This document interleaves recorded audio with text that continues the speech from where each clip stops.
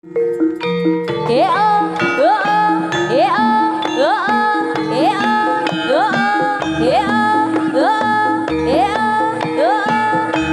nuwun Mas Grandong.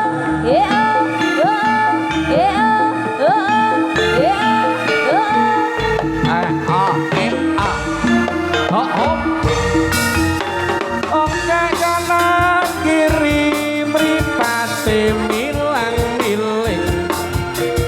seminggu jiwat gawe sengsem kang muat busana lira sudra manca warna lengen beksana ketane sejogetan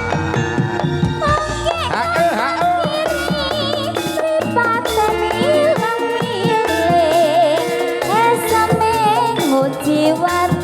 gawe sengsem kang mulat busana lira sudra manca warna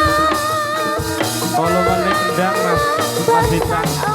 manis sindiran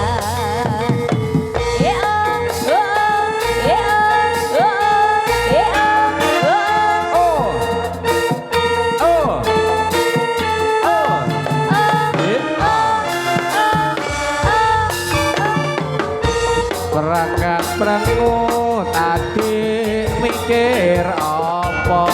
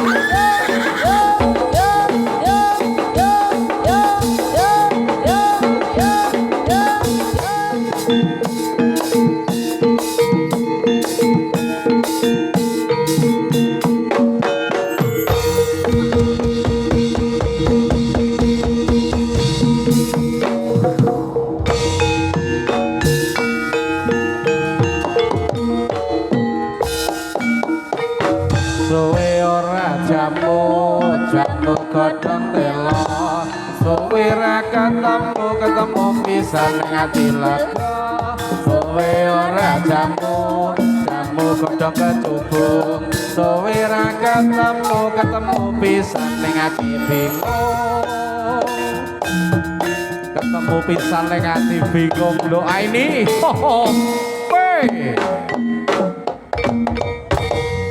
suwe ora jamu godhonge kara suwe ra ketemu pisan ning ati lega suwe ora jamu godhong cipir suwe ra ketemu pisan dadeke pikir sepo pisan dadeke pikir nduk sus